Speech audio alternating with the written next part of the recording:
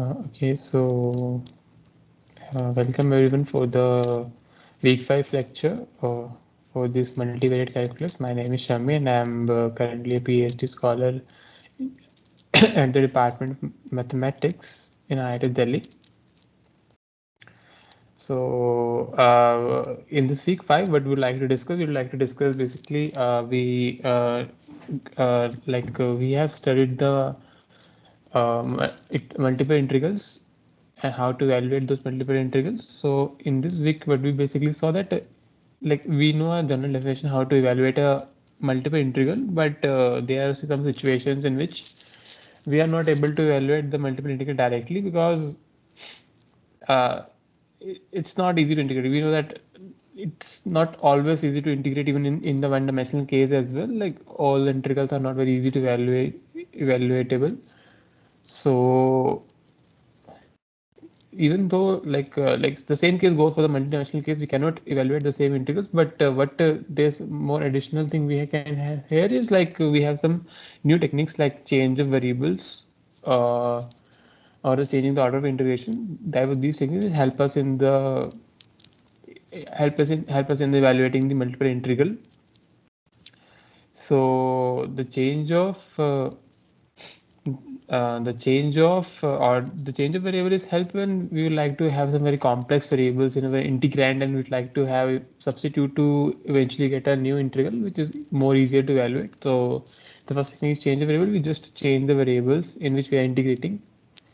The second technique is the change of the order of integral. So in the second technique, what we basically would like to do, we would like to like change the order in which we are integrating. So what we have seen earlier by Fibonacci theorem that like the multiple integral can be evaluated as a iterated integral, and iterated integrals can be integrated in any order.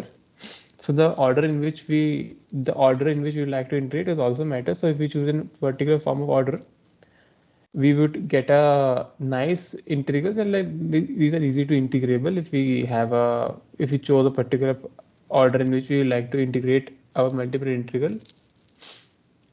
So finally, and after that, we'd like to use this theory developed for multiple integrals to evaluate the volume of some surfaces or some objects in R2 and R3. So that we can also have an applications of this multiple integrals, and finally see that there are some special integrals, so integral functions which are very useful in applications and have a huge literature there. So like we discussed about this beta function and gamma function. These two functions are very ubiquitous in nature.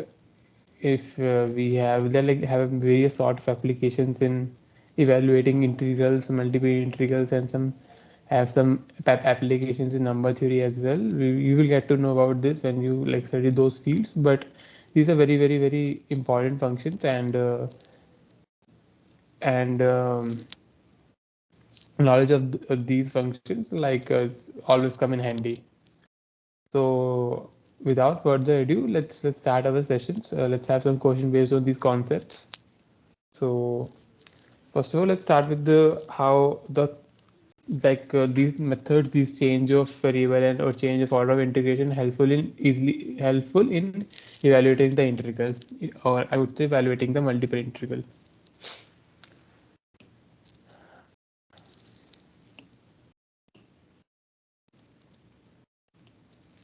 So the first question is like if I have to evaluate the value of 0 to pi by 2, x to pi by 2, sin y whole divided by y dy dx is.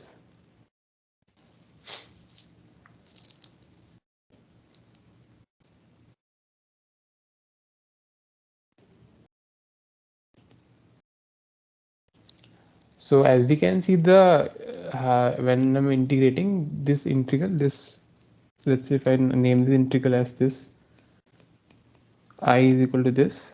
So to evaluate this multi-integral, what I have to basically do, I have to consider this integral as a multiple integral. So iterated integral, I would say. So this is.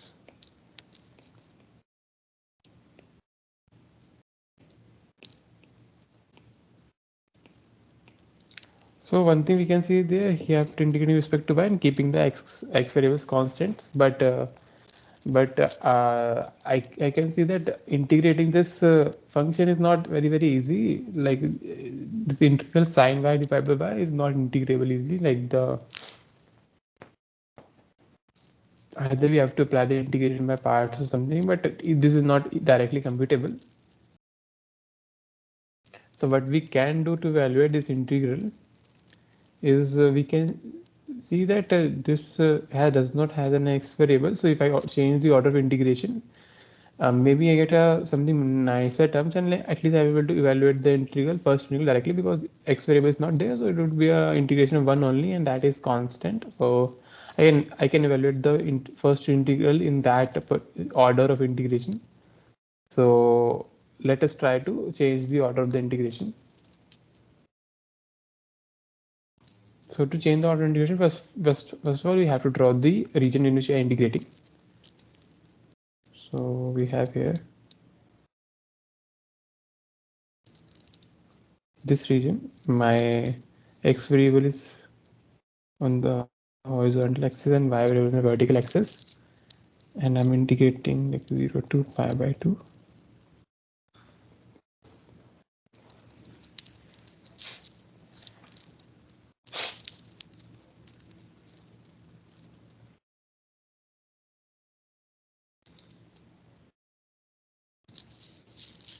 So if I see, my x is varying from 0 to pi by 2, but my y is varying from x equal to, if you see, my x variable is varying from pi by 2 and y is varying from x to pi by 2.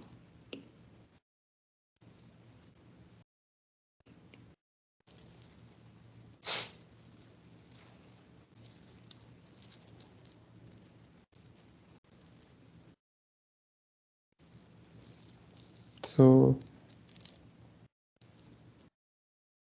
this is the line y equal to x we have, and my x is varying from 0 to 2 pi, 0 to pi by 2, and my y is varying from x to pi by 2. So I'm starting, if it x is this thing, x is varying from x to pi by 2.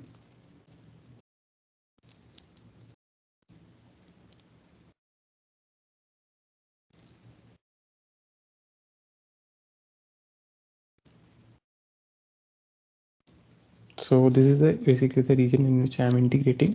So right now I'm integrating in vertical strips. So to change the order of integration, I have to integrate in the horizontal strips. So let us draw the region in one more time, and let's see what are the limits if I have the region in horizontal strips.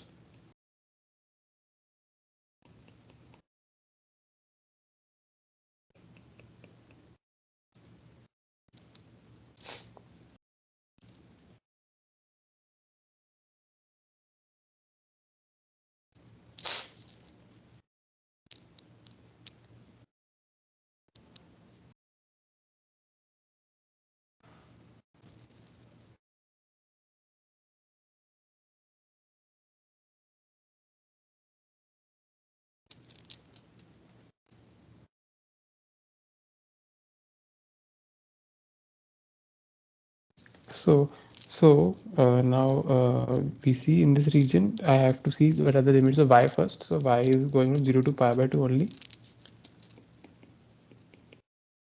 And if I'd like to say, I have to draw a horizontal strip. So these horizontal strips will vary from 0 to pi by 2 for y. But this horizontal strip starts at x equal to 0 and goes up to x equal to y only. So my x is varying from 0 to y. So changing the order of integration,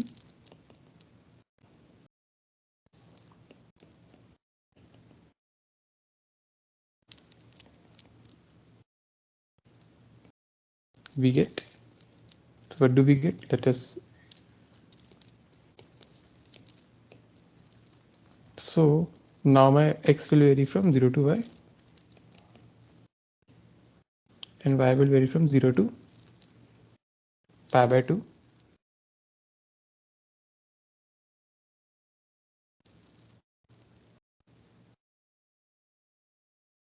And my integrand was sin y divided by y. Now I'm integrating with respect to x first, and then with y. So now this time I can integrate with respect to x directly, because I have in the integrand I have only y term, so this is can be treated as a constant term only. So this is y from 0 to pi by 2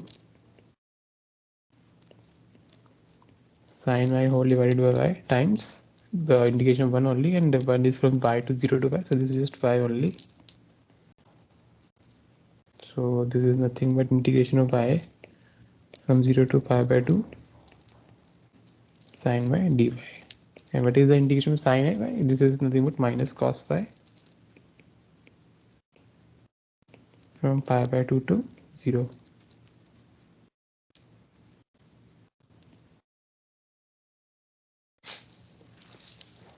So let us put the values here. So this is minus of cos pi by 2 is 0, minus cos 0 is 1, so this would be 1 only. Okay, so that's how you basically evaluate this integral. Now we are easily able to evaluate this integral by changing the order of integration, and this integral is easily evaluatable, and the value of this integration is 1 only. Okay, so I hope this is clear.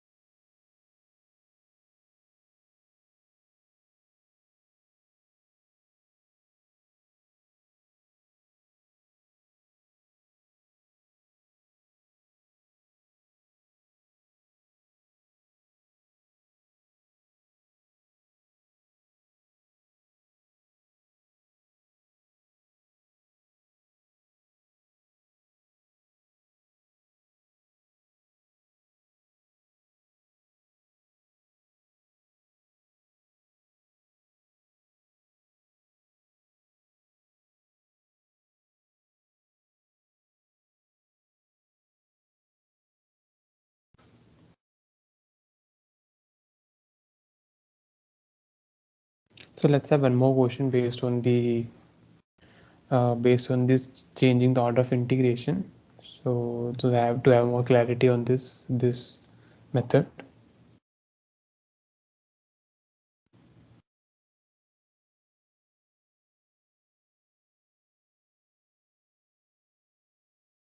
So after changing the order of integration of the double integral,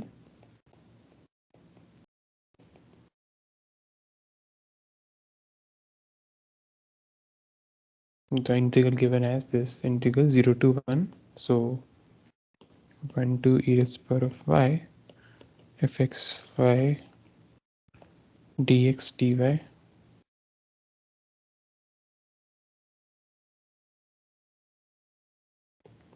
be equivalent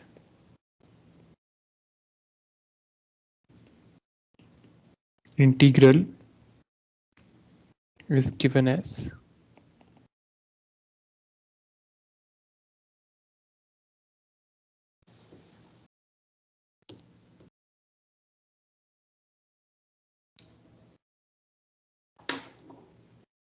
so basically what I have to do, I have to change the order of integration. And so to change the order of integration, what do we have to basically do? We have to construct the region in which we are integrating and then change the horizontal strips from vertical strips. So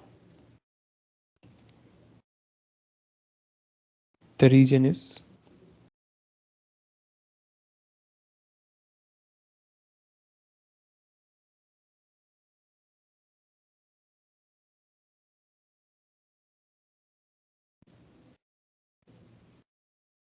so my x is varying. So basically my y is varying from 0 to 1. And for each value of 0, my x is varying from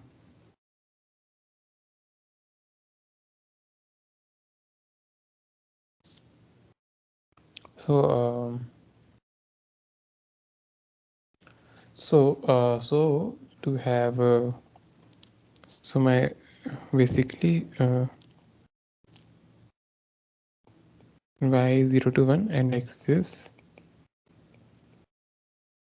1 to e raised to the power of y. So when my y is 0, e raised to the power 0 is 1 only. So this is the point, and when my y is 1, my x is e raised to the power of y.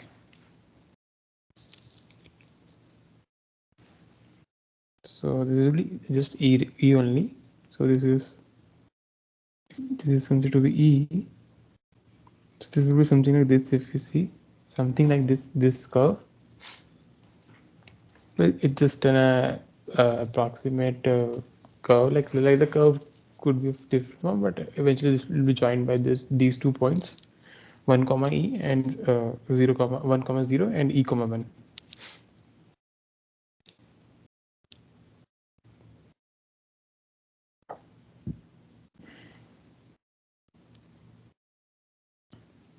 So this is x equal to 1. This is x equal to 1, and this is my this thing. This is x equal to e raised to the power of y. So this is the integration we have here.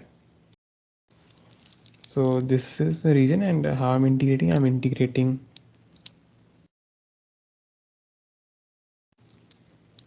in horizontal strips.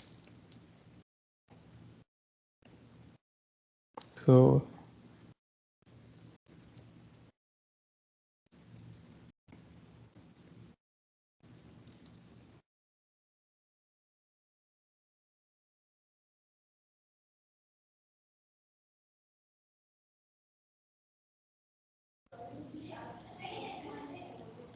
I've drawn the region again, but this time I'm integrating in the vertical strips.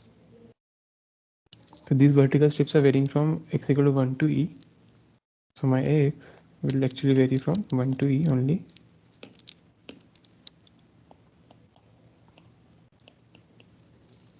And my y, if you see, it's varying from this curve is x equal to ey, or I can write this as y equal to log of x.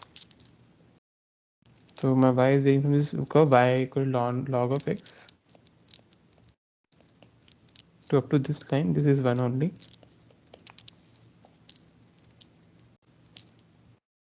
Thus I is nothing but equal to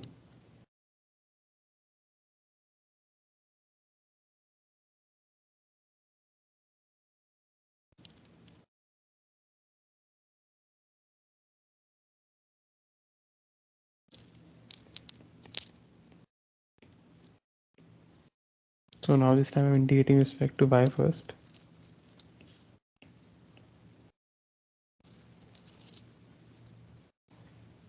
then respect to x.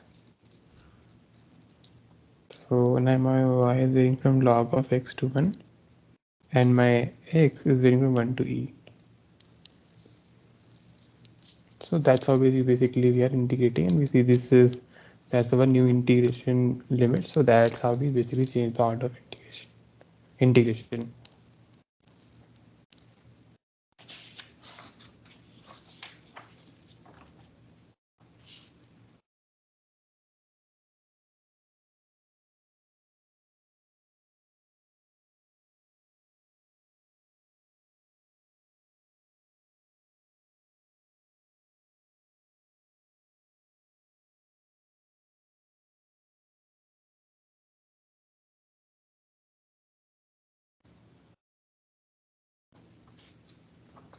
Okay, so I hope this technique of changing the order of integration is clear.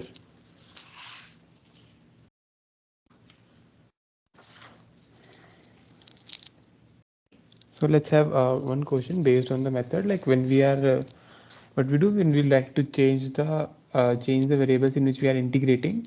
So like the initial integral is not easier to evaluate, but after the substitution or the changing the variables, I'm able to I'm able to I'm able to integrate.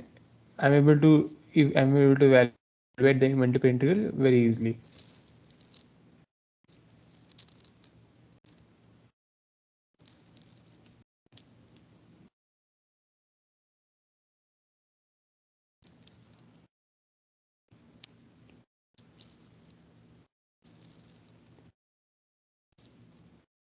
The value of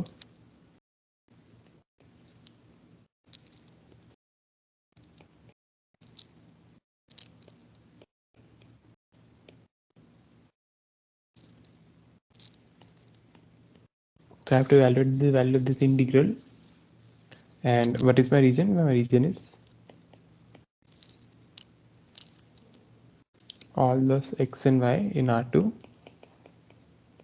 such that x is positive and y is positive. So what is this? This is the first quadrant in which we are integrating.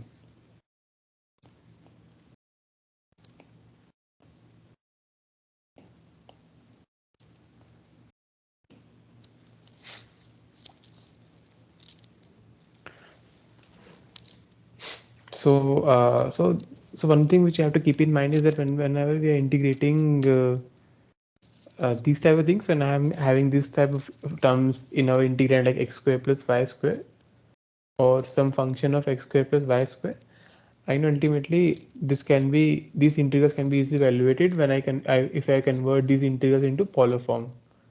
So what do I mean by form of polar conversion? I just taking my x to be r cos theta and y equal to r sin theta. And what basically I'm doing, I know that r is given as square root of x square plus y square, and theta is given by tan inverse y by x. Okay, so that's how this is the polar conversion we have here, and if in theory we have learned that if I convert my integration of if I'm able to if I so the region remains here the same because the variables in which I'm again integrating. So the reason is somehow changed, but the thing is basically the integral will actually become this.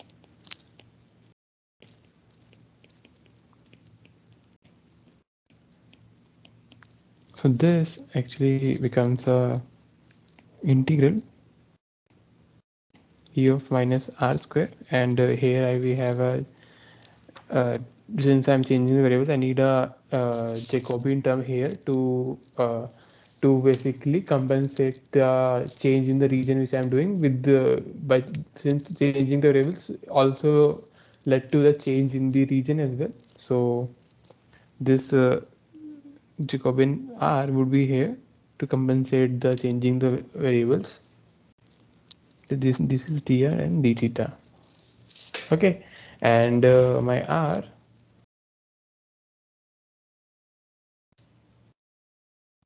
so my R will vary from, so if we see this first quadrant, the angle I have here is up to this only. So this angle is up to 90 degree, right? So this is the first quadrant. First, to go up to first quadrant, I can move from 0 to up to theta would be up to 90 degree only, so pi by 2. And R, if I take any ray here, so at any given theta, so let's say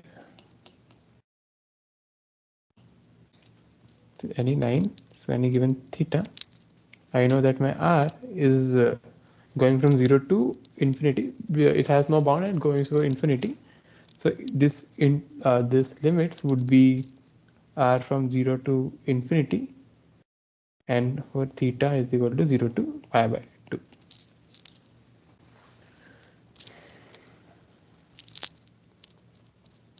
Okay, so like how can we even I know, or how we see this these limits algebraically. I can see these limits algebraically by noting that this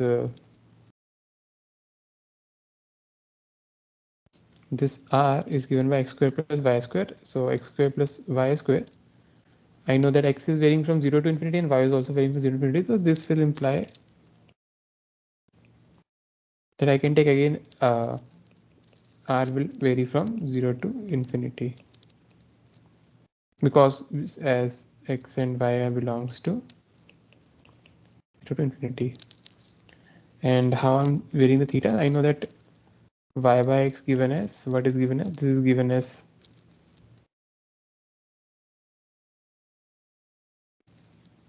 the angle between this. So this is the basically y by x is the slope of the line here, and I know the slopes here are basically from 0 to pi by 2 only.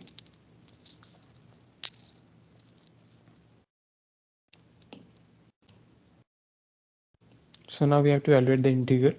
So this integral is given as, so now I can see that this integral is not directly evaluatable because e is power minus r square times here, and because that term is not integrable. But one thing we can see here is some there's a multiple of r factor. There's a factor r which is multiplied with our uh, function. So so what do we have here? We have at least a factor out which is a multiplying with our function. So I can use the change of variables to at least get us some integrand which is more easily evaluatable. So the natural substitution which we'd like to have would be taking the r square equal to t. So then 2r dr equal will be equal to dt.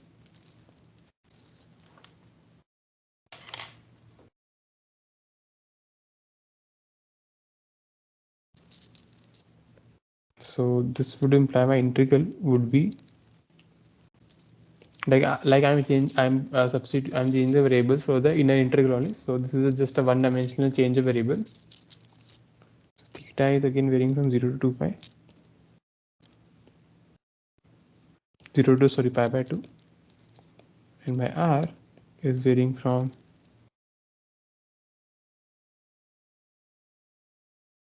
0 to infinity. So but r square is equal to t. So this would imply my t when my r is 0, so t would be 0, and when r tends to infinity, t would tend again to infinity. So this will be e raised to power minus t, and this would be give me half dt d theta. Now this integration of e raised minus t, this is something which I can evaluate. So this would be theta equal to 0 to pi by 2, and this is this integration that is my e raised minus of e raised minus t only.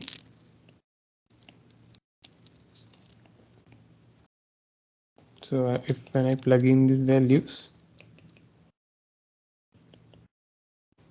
so this would be 0 minus minus 1 d theta. So this is half of integration of theta from 0 to pi by 2 d theta, and this integration I know this is given by half times pi by 2. This is pi by 4. Okay.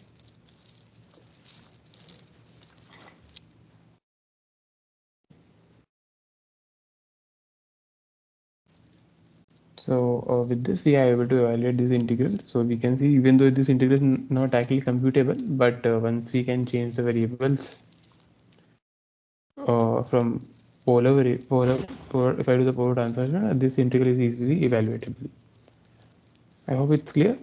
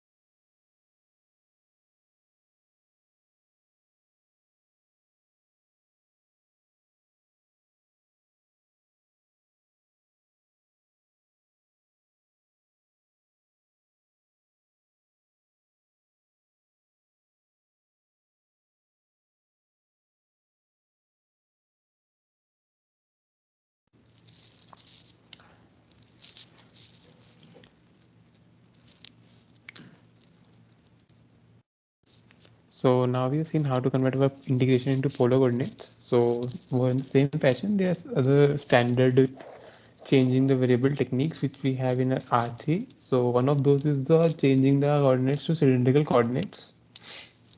So we'd like to have one question based on this standard changing variable transformation technique.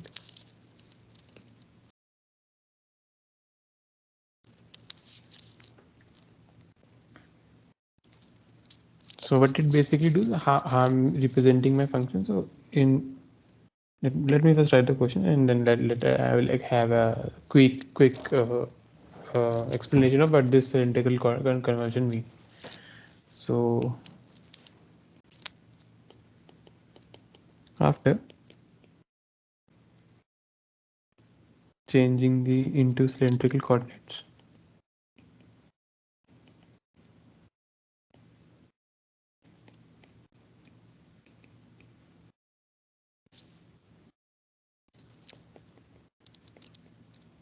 the value of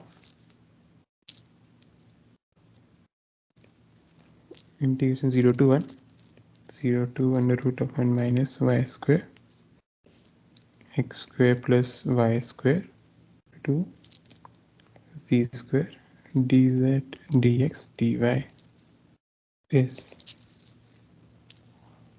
So I have to evaluate this integral, but how to evaluate this, I have to first convert this integral by changing the coordinates from normal coordinates to cylindrical coordinates. So what exactly I do mean by cylindrical coordinates? So in general, for any R3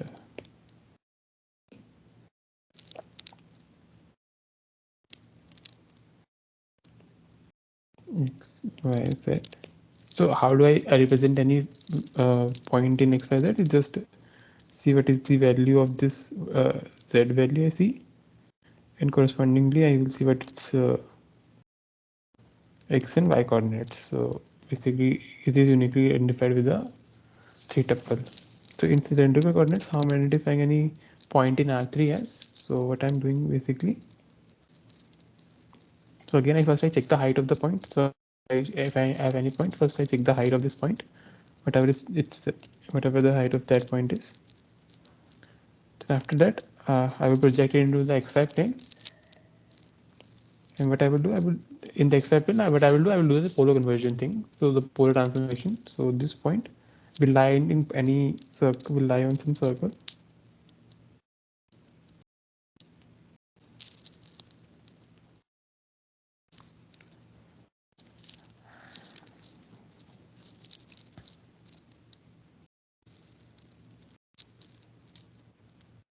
So it will lie on some circle of radius particular r. So r and some theta would be here. So this another this height particular height, this will lie on some circle, and that can be identified with two very more variables. Basically, the distance from the origin and the angle it's making. So that's how we identify any point, and any point can be identified with this new three variables. So we have basically x equal to r cos theta, y equal to r sin theta, z equal to z only. So we basically have here x square plus y square is r square, and my theta is tan inverse y by x, and z is z only. So my z is varying from x squared plus y squared to.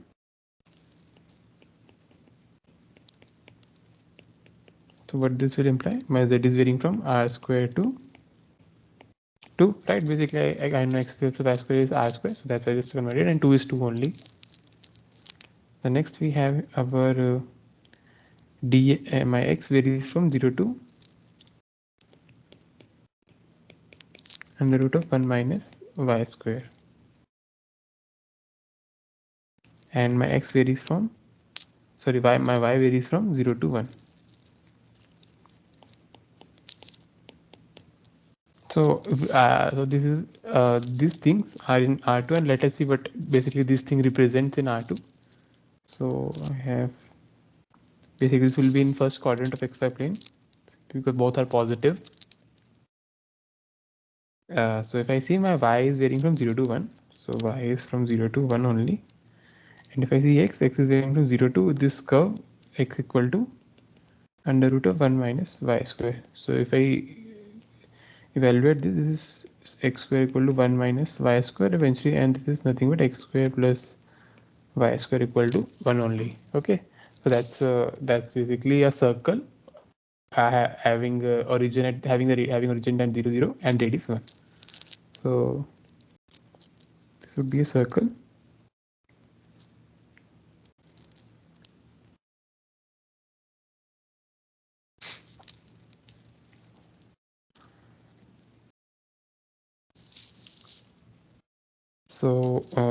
So I will convert this into polar form. So if I say this is my r, so and this is my theta. So if I can see my theta is varying from 0 to pi by 2, so it's 0 to 90 degrees, and my r is varying from 0 to 1 only.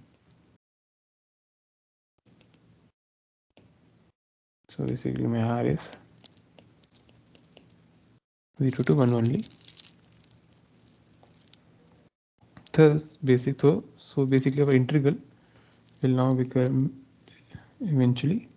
So my integration was 0 to 1, 0 to under root of 1 minus y square, and then x square plus y square to z square dz dx dy. So this actual integration would be now my theta will vary, my theta, my r, and then finally my z square. Now there to have since I'm changing the variables, I need the Jacobian here, and I know we can evaluate the Jacobian in this form, and this actually turns out to be r dz dr d theta, and my z is basically varying from r square to 2. My r is varying from 0 to 1, and my theta is from 0 to pi by 2. So this r is the Jacobian. So this is the absolute value of Jacobian. So this is x, y, z partial of what we have here, r, theta, and z only.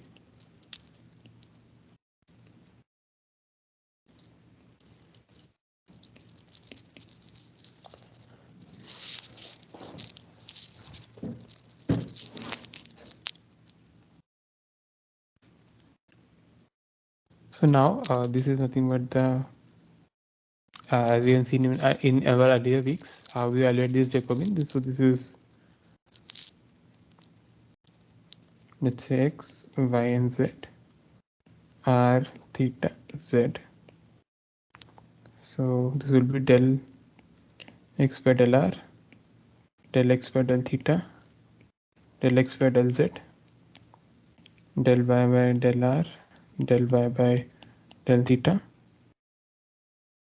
and this will be del y by del z, and this is del z by del r, del z by del theta, and del z by del z.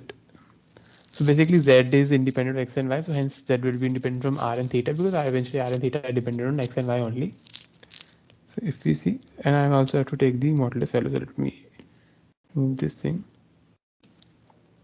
So this will be, so I know x was x cos theta and y is r sin theta. So this will be cos theta r sin theta, and again x is independent z, so this will be 0. So this will be sin theta r cos theta 0,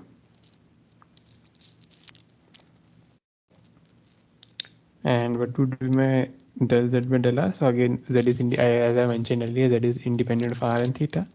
This will be 0 0, and what is del z by del z? This is 1 only. So if I evaluate this, actually turns out to be r times cos square theta minus r times sine square theta. So this is 1 minus will be here. So this will be just nothing, r only. So mod of, but r I know is positive. So eventually this thing del x y z r theta z would be r only. Hence our integral will be, hence I'm getting this factor r here. So finally my I is given as theta varying from 0 to pi by 2, r is varying from 0 to 1, and my z is varying from r square to 2, z square r dz dr d theta. So this is again now a normal multiple integral and can be evaluated directly. So basically I have to convert this into iterated integrals and then I have to evaluate this integral. So theta from pi by 2, r from 0 to 1, and finally we have integrating z square. So this would be z cube r times 3 2 to r square dr d theta.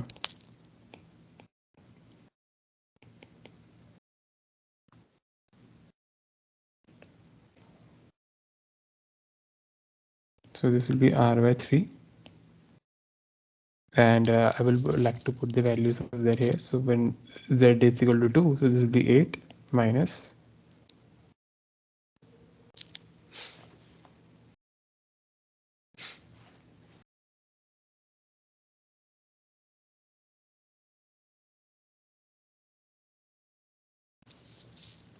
so this will be let me see the integral. So this will be,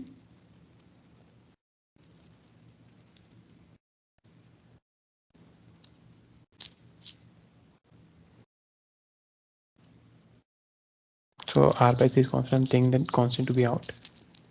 So z cube minus r is power of 6.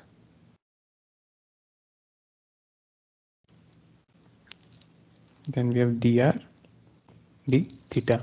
Okay.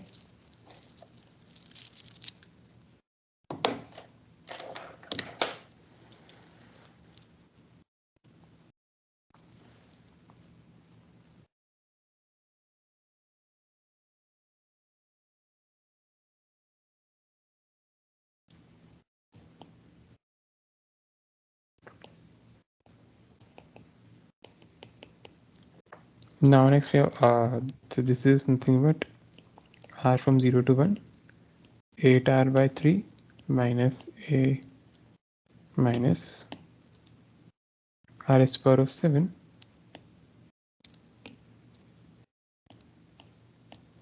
by 3 dr d theta.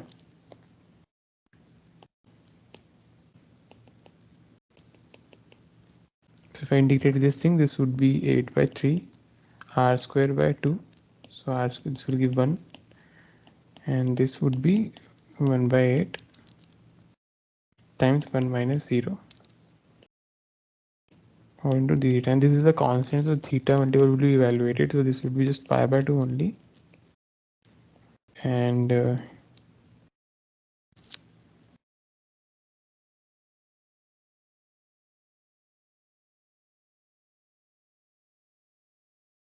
here we have here, this is to be 1 by 12 minus 1 by, this is 8 is 24, so pi by 2 1 by 12, 1 minus half, so this will be half only, so this will give me pi by 48.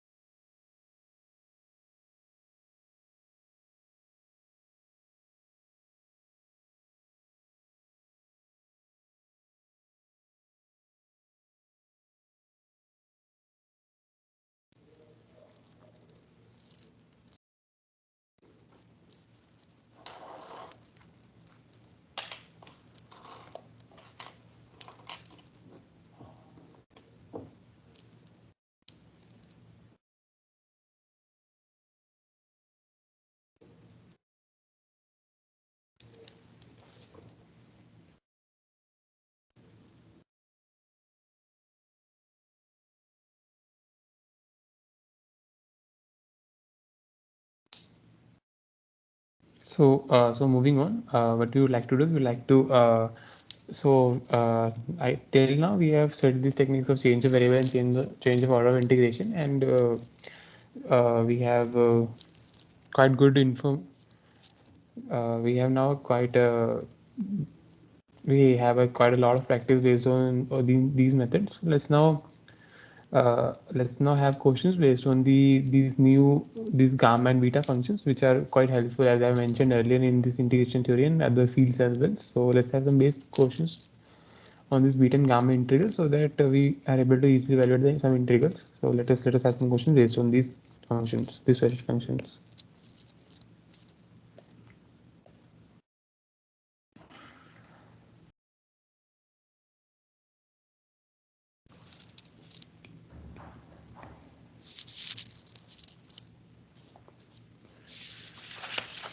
So let's have a quick question based on the beta function. The value of this 0 to 1 x raised to power of 4 1 minus x raised to power of cube dx is what? Let's have to evaluate this value.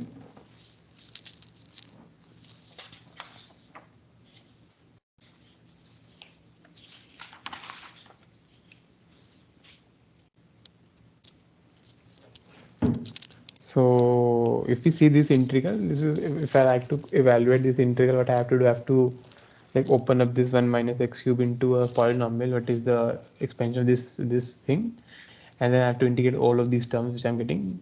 Or if I see that, actually one more thing, this integral is nothing but in this beta integral form. So what is my beta integral? My beta integral, let's say beta xy, is given as 0 to 1 x raised to power of alpha minus 1 and minus power beta minus 1 d, sorry, this is x only,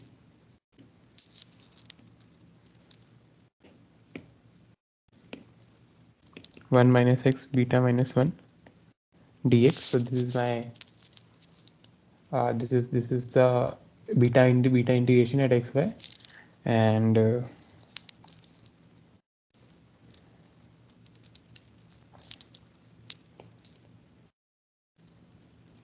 so the value we have this integral, let's say if I name this integration as I, my I is nothing but beta 5 comma 4 only, right? And I know one more relation, this is given gamma function, this is so beta xy has a relation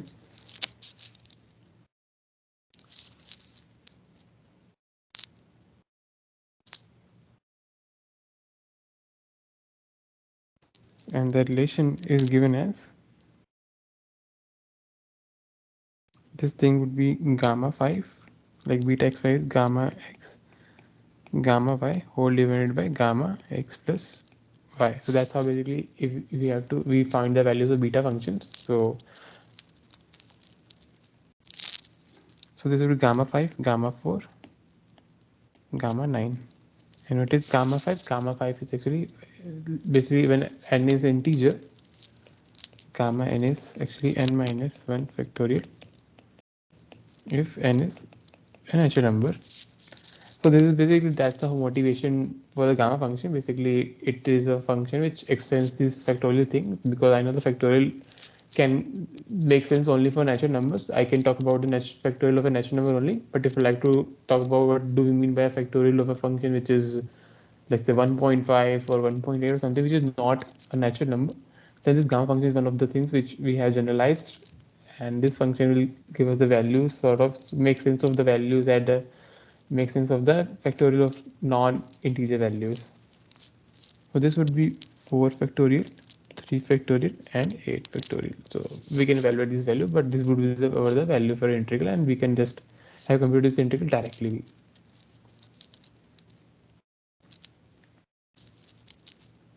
So this would be actually, if we like to evaluate, this would be 1 upon 8 into 7 into 5. So this would be actually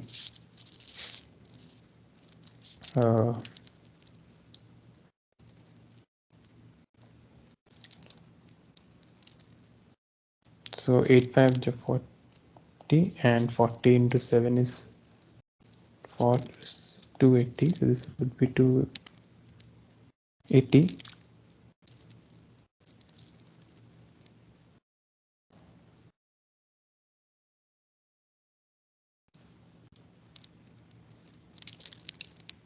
So basically that's how we basically use these beta and gamma functions to evaluate some integrals. So let's have one more question based on this.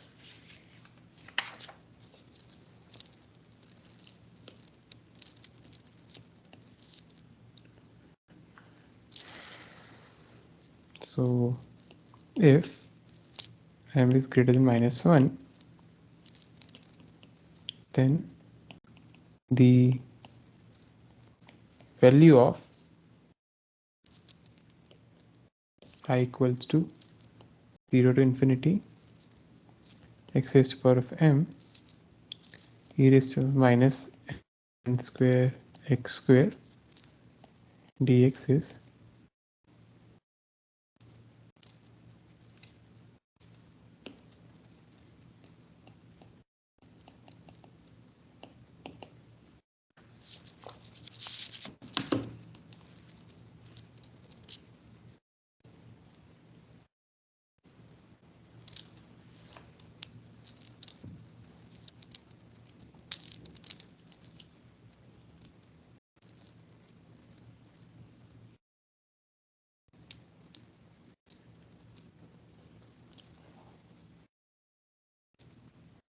so let us evaluate the value of this integral.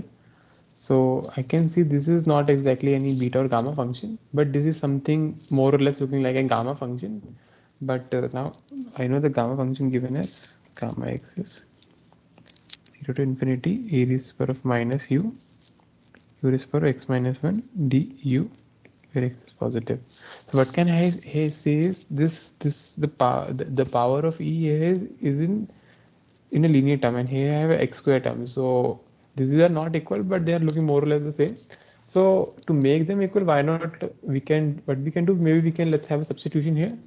And when I have substitution here, I can write this function as a gamma function. So, and that would be very nice, I guess. Like in maybe in that way we can evaluate this integral. So let us try it, because I want this integral into some form of gamma function. So let's have a substitution so that this more or less looks like a gamma function. So what we would like to do, we would like to these things to be in a something like in form of some variable y or t only. So what I would do, let n square x square to equal to y. Okay. Then after that, what do we have here? We'll have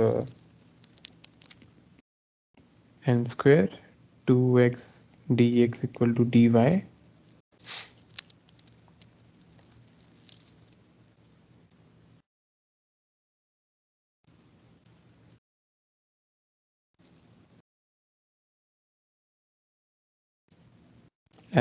So this what this will imply, my x can be written as y by n square as square root. So this is square root of y whole divided by n. So now my integral I is, so when my x is 0, my y is 0, and when my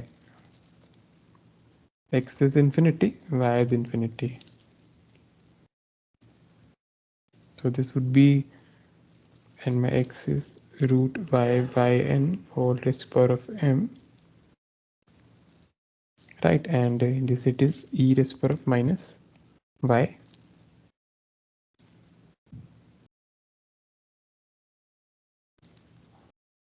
And my dx is given by dy whole divided by n square 2x, but I know x is root y by n, so this I can replace x by root y by n. So this is root y by n. So this would be half times if I see, this is n raised to the power of m coming here, and I am getting a factor of n square, but here n is also there, so only n will come out. So n m plus 1 integration 0 to infinity y raised to the power of m by 2, and again this is minus half here from this y, it is for minus y dy. So now this integral is now looking like to be an integral which is more or less look like gamma function. So let's have a proper representation. So this will be half m plus 1 0 to infinity y raised to the power of, so I can write this as m plus 1 by 2 minus 1, right? So this will be m minus 1 by 2 t minus y, and by comparing the definition from by comparing it with definition of gamma function, what do we have here? We have here basically this is gamma of m plus 1. Okay, so this would be just gamma m plus 1 2 into n raised to the power of m plus 1. So that's how basically, even though the integral wasn't looking like to be a gamma function, but with the help of change of variables, I'm able to write this integral in gamma function, and I'm able to evaluate this value.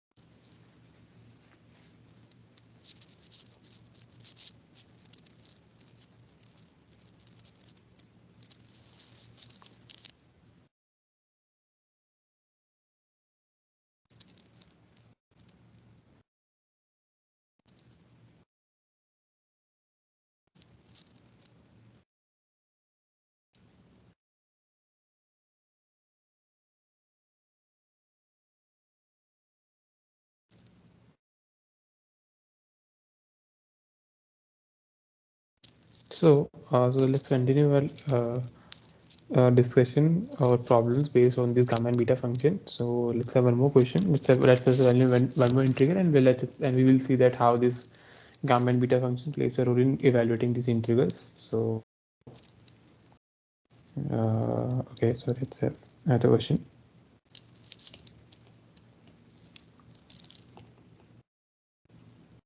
The value of 0 to 4 x cube square root of 4 minus x dx is,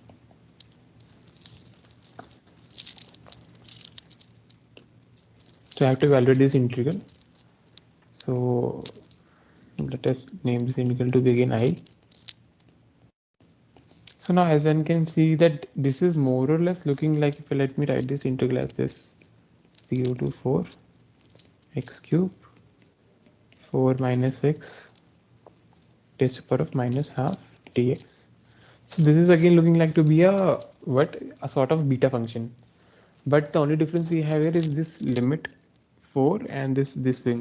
In beta function we have integrations from 0 to 1 only, and in the second thing we have 1 minus x only. So let us try to see how can let us try to make this integral into more or less in a form of a beta function. So this is, let's take 4 out here. So when I take 4 here out, 0 to 4 x cube, so this will give me 1 by 2 out, and so this will be 1 minus x by 4 raised to the power of minus half dx.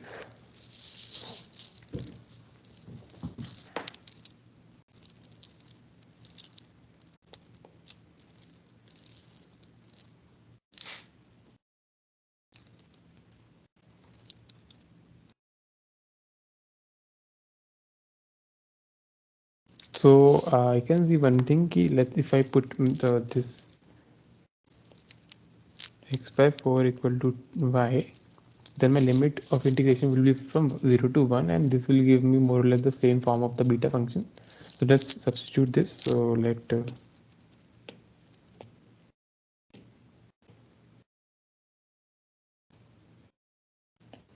Then we have dx by 4 equal to dy, and my I is given as, so when x is 0, y is 0, x is 4, y is 1, and x cube can be given by 4y cube, half is also here, and 1 minus y raised to power of minus half d y times 4.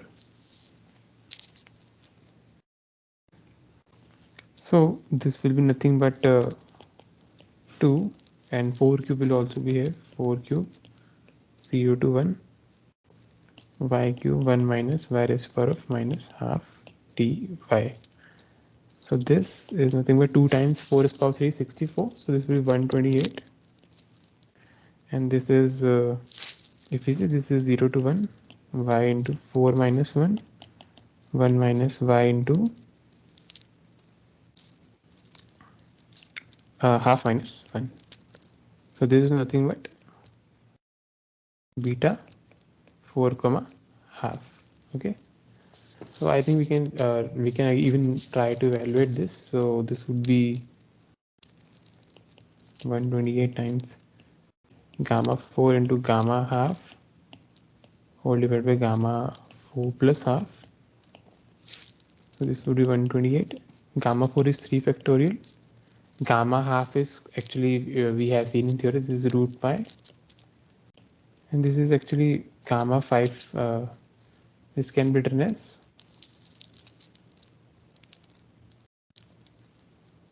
3 plus half gamma 3 plus half, and like we basically using the relation that gamma of x is x minus 1 into x minus 1, gamma of x minus 1. So this is the relation we have for gamma function. So this is 128 into 6 root pi, and it's like getting, we can evaluate these things. So this would be 3 plus half, 2 plus half, 1 plus half, and square root of pi would be here. So eventually we can evaluate this expression, and when we evaluate, we will get some value of this integral. So this is 128 into 6, 7, 5, 3 into another 8. So this would be our actual value of integral. We can evaluate this to get the value, but we know how to evaluate now this integral. So main thing is we have to see that the integral we have here, is it looking like to some given form of beta or gamma function? If not, can we make this integral into some beta and gamma function? If yes, let's try to do that. Maybe with the help of change of variables or substitution, we are able to write basically our integrand into a form into a non-form of beta or gamma function. Let's have one more question based on this. So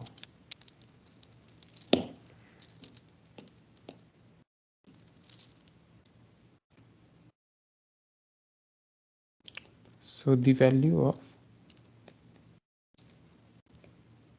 integration 0 to infinity x cube e raised to power of minus x square by 2 dx is, so I have to evaluate the value of this integration.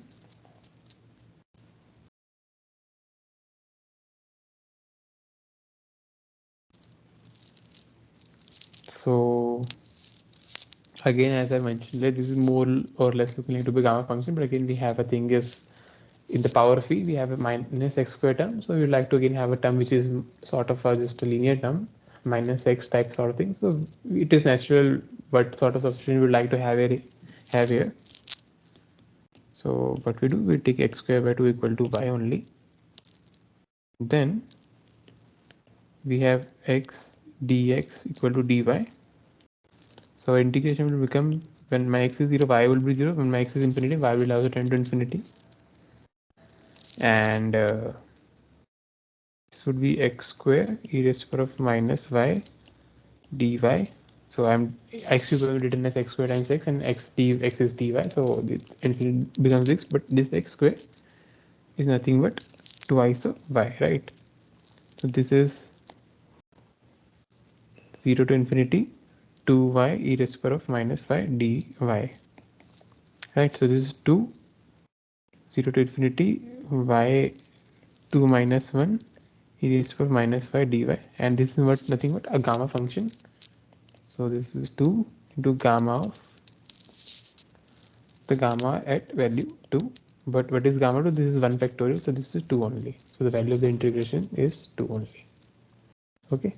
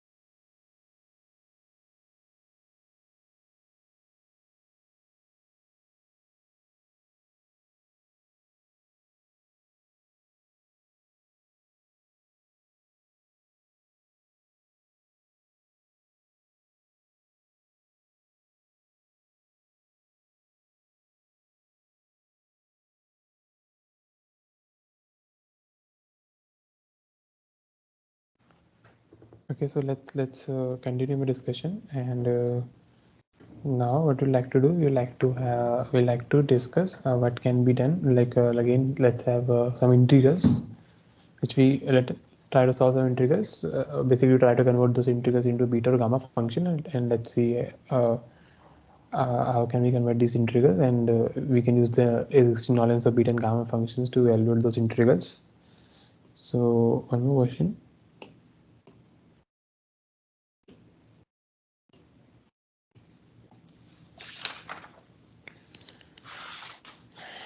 The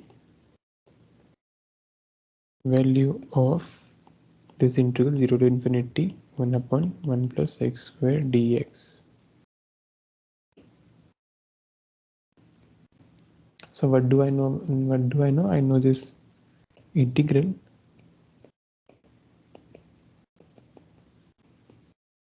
like in we know that this integral actually can be written directly. This integral is just tan inverse x from infinity to 0, and this value is nothing but actually pi by 2. But let us try to solve this integral with help of beta and gamma functions. And how we like to do that? We will like to do this by knowing that this integral of again I know one more thing about this beta and gamma function is that this beta function has one more representation, which is given as 0 to infinity t raised to the power of x minus 1 whole divided by 1 plus t whole raised to the power of x plus y d.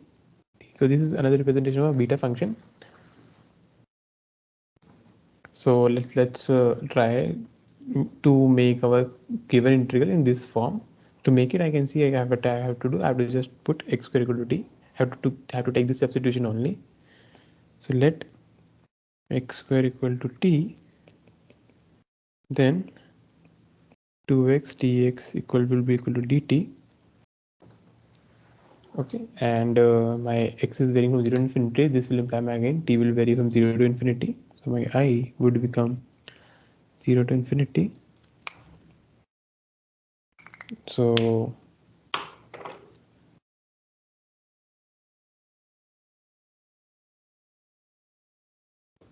this thing would be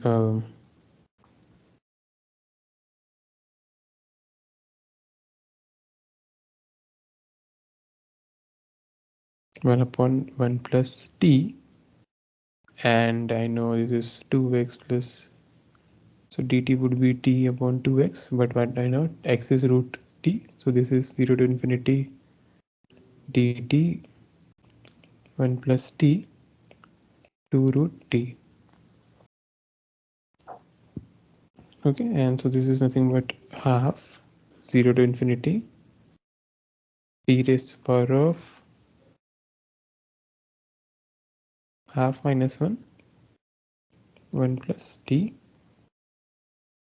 and again I have to put this x plus y, so this can be written as half plus half t t. And if we compare this from star,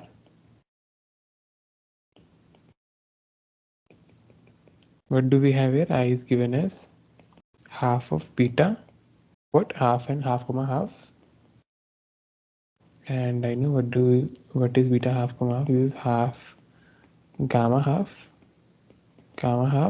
and this is gamma half plus half is 1. So and this would be half root pi into root pi. So this would be just pi by 2, which we have just which we have evaluated earlier.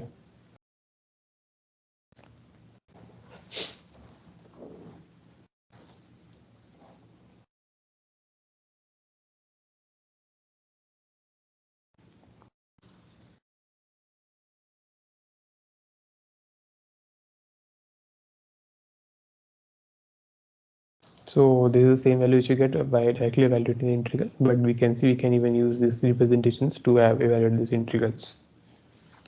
Okay, so like finally, let's have one question based on this basically an application of this evaluating the multiple integrals. We can see this multiple integrals can be seen as a volume of some surfaces in R3 and something like that. So let's have one question based on the application of the multiple integral. So this will be our final question of the session.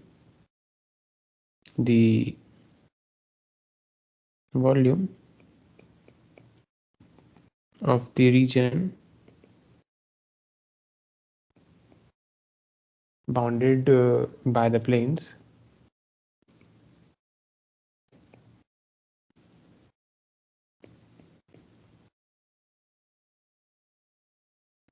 two minus x minus 2y and enclosed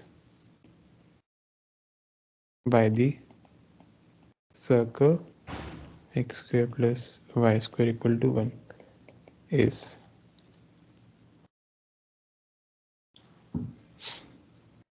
So I have to find the volume of the region which is basically bounded over these planes and it's closed by this circle. So if we try to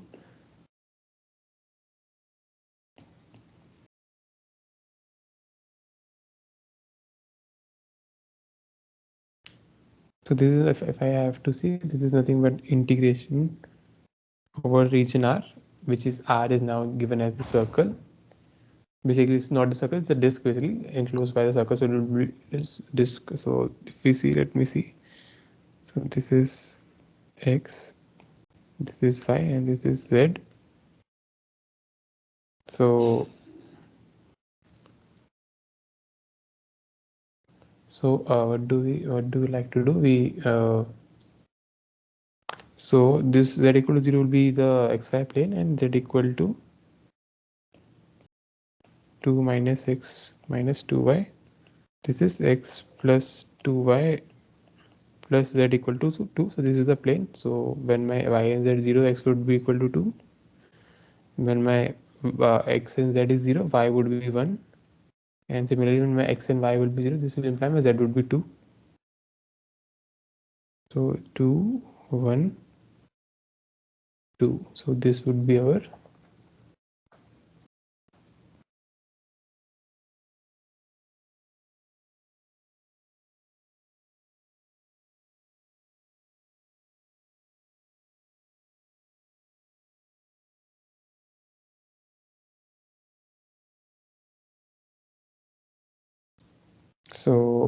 I have this plane and this is actually enclosed in a circle of radius 1.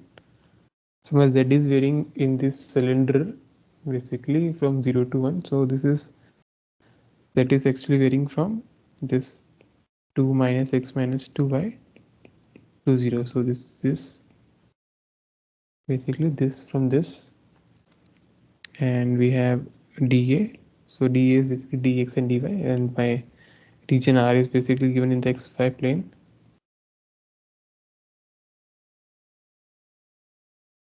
So this is actually a circle of radius 1.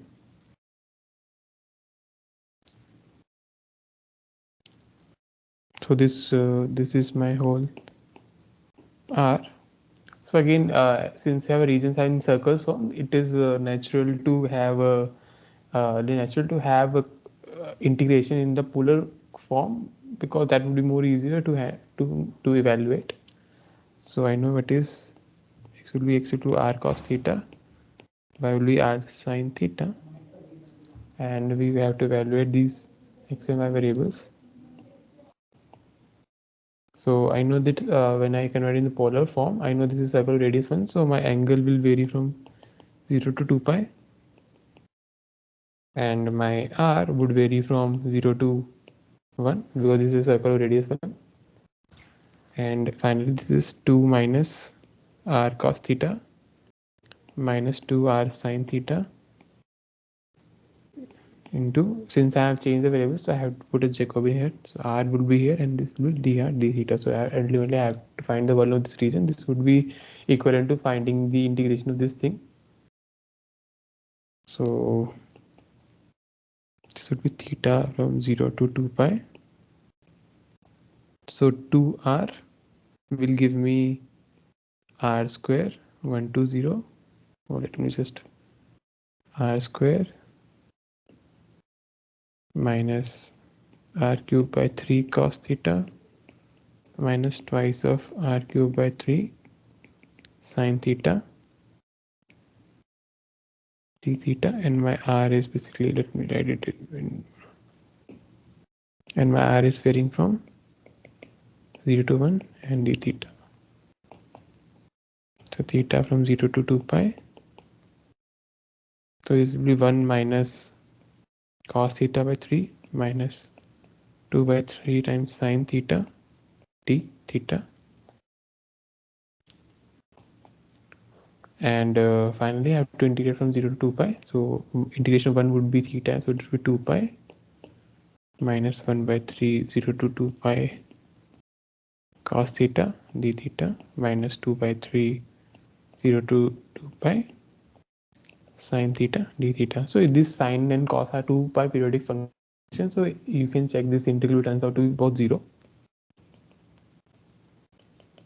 So eventually this will become just a 2 pi only when you evaluate this integral.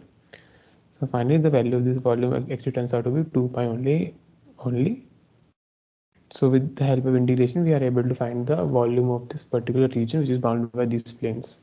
I guess pretty simple once you are able to identify like how to set up the integral. After you have to know the techniques how to evaluate the integral. So this is one of the applications of the integration. You can find the volume of the regions bounded by particular surfaces and planes or curves, I would say.